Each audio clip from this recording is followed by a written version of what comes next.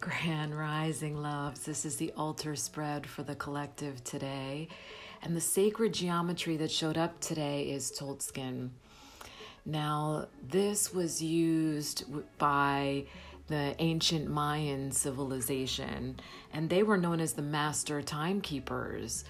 I mean, they were mathematical geniuses. And they used this process. It was based on a 260-day calendar. And the reason why this has showed up in the spread, though, it's asking you to really be aware of how time is affecting you. And how are you using time? Because I have said this many times, like our most valuable commodity is our energy. And so where are you spending that energy? And are you wasting away your time in the human experience in places that are not deserving or worthy of that expenditure? So it's asking you, how does it feel? Because if you always feel rushed or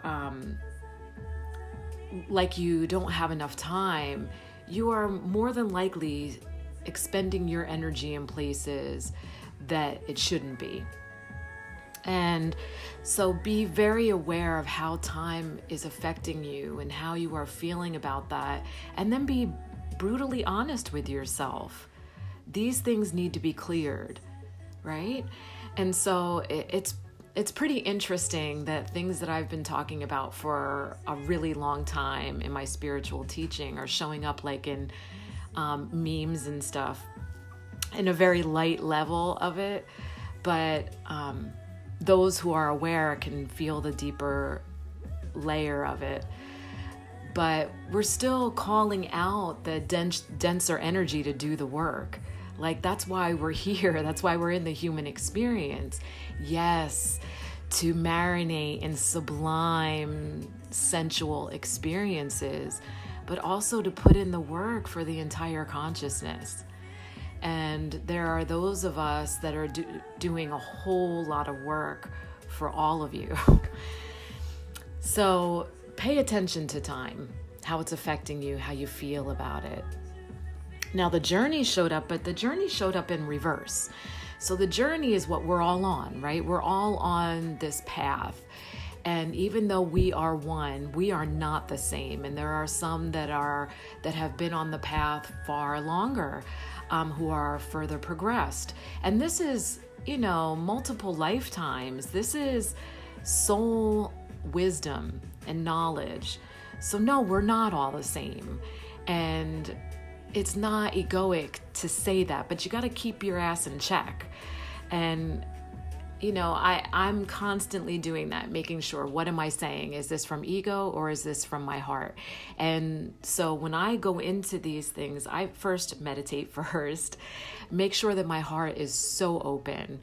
So when I say things, it comes from that space of me being a pure conduit.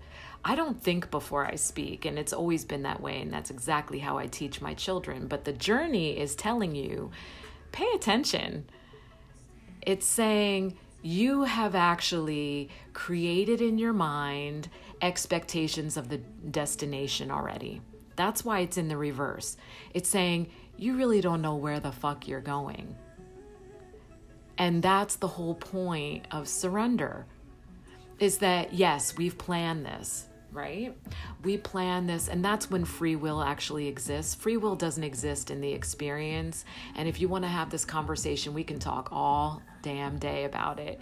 I have had this same conversation with very ascended people on my level, and we can talk for hours about this.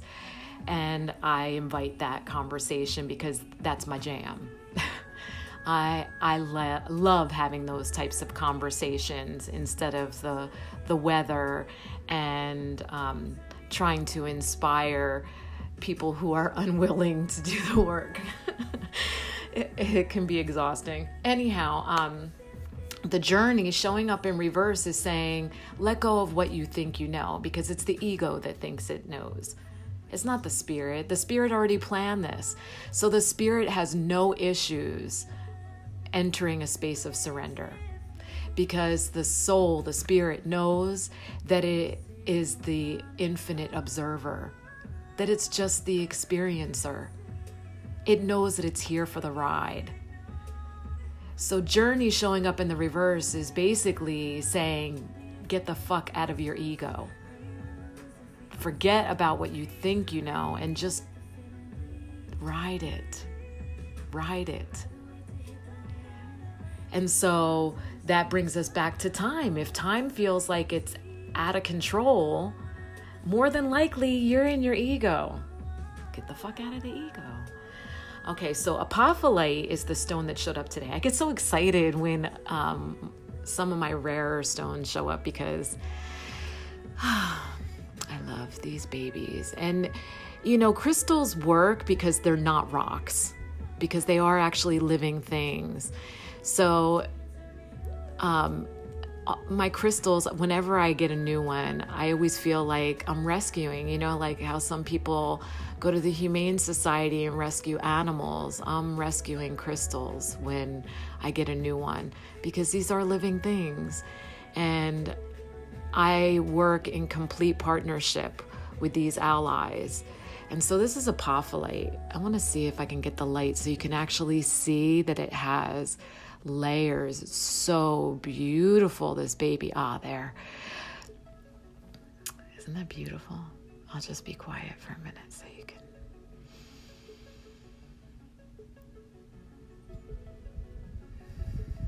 Look at that.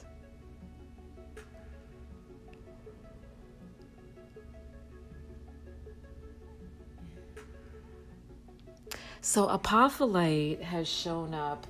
This is a windstone, and this connects with the third eye and the crown chakra.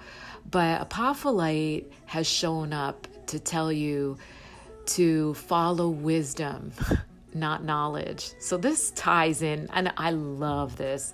These readings have been so cohesive, and I love, love, love how 4 separate decks can have this undercurrent of the same message. But this is a pretty intense message. So this one's telling you, get the fuck out of your ego, right? This one's telling you, if time is a little wacky, you are probably not aligned, right? But apophyllite is saying, look, you cannot be in the shallows of spirituality, right? So there's a whole lot of people that claim to be spiritual and they're actually have zero substance. And you can feel the difference. And this is how I also taught my children not to think before they speak, but to feel everything. And that's what's awesome about the human experience, because our feels will be a guiding force, because our feels are what connect us to our intuition and all of the elements that surround us. And so when someone's speaking, open your heart a little bit and feel, and you'll be able to discern very well if they're full of shit or if their intent is pure and they're actually speaking true wisdom. But apophyllite connects you with wisdom, because the soul, nothing is new to source or to the soul. So even though you think you're having a new experience or this has never happened before, somewhere in the continuum it has. And when you connect to your soul purpose and align, you're guided by that. And that's wisdom. That's not knowledge. You can't just regurgitate facts and things and call yourself something. And that's what's happening a lot. And that is the spirituality that has no substance. I love the quote by Albert Einstein that says, if you can't explain what you know to a child, then you really don't know shit. It's about the understanding. That's what creates wisdom. It's not just the regurgitation of facts. It's being able to explain what you know to a child. And spirituality is that simple. It's truly that simple. People try to make it into this enigma or this, they try to mystify spirituality so that they can charge exorbitant rates for their services. And it's not. It's what we are. So hopefully when I speak, like, you have a remembering, because I'm not saying shit that you don't know. Anyway, apophyllite connects you with that. Isn't that a beautiful baby? Apophyllite. And then the last one, Padma Sundari, out of the darkness, the light is born. What this talks about is on our path, we will be met with great turmoil at times. Everything is chosen by you prior to the path. I mean, you chose it all. But to know that nothing cannot be healed by the divine, by source, if you put in the work. And this is even like physical ailments. And I had this affirmed for me when I spent all those years in medicine, seeing validation after validation that there's no such thing as a physical ailment, that miraculous things can happen when you actually connect with spirit, because it's the soul. When your soul is sick, everything becomes sick, and that's from the body out. So the mind, the body, your environment is all a reflection of what you are inside, right? So you have a whole lot of people that create this false body, and those are the people that have no substance. Then you have a lot of people who spew a lot of facts. That's also false. And then you see people who are so ill, and I can feel the deep, deep sorrow buried inside that earth suit. But their environment is chaos as well. And I've been saying this for a very long time. What you experience in your reality is what you are inside. So always do the inner work first. And it's interesting that I've been seeing this coming up again. And because I've been saying this for a really long time, and obviously people aren't doing it because now it's showing up in very low level, like affirmation memes and things like that. And that's starting to show up again on my timeline, which means that the lowest level still is not doing the work. And it's just affirming for me what I feared. So I'm just going to share this right now. I do feel a wave that's going to be quite brutal coming in October. And if you're watching this video, you're probably doing work.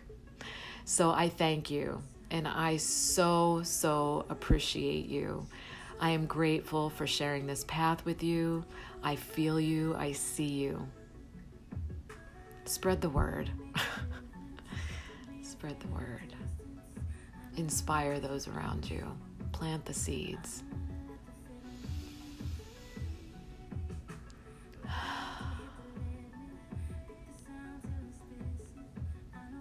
So there's that. I love you. I'm sorry.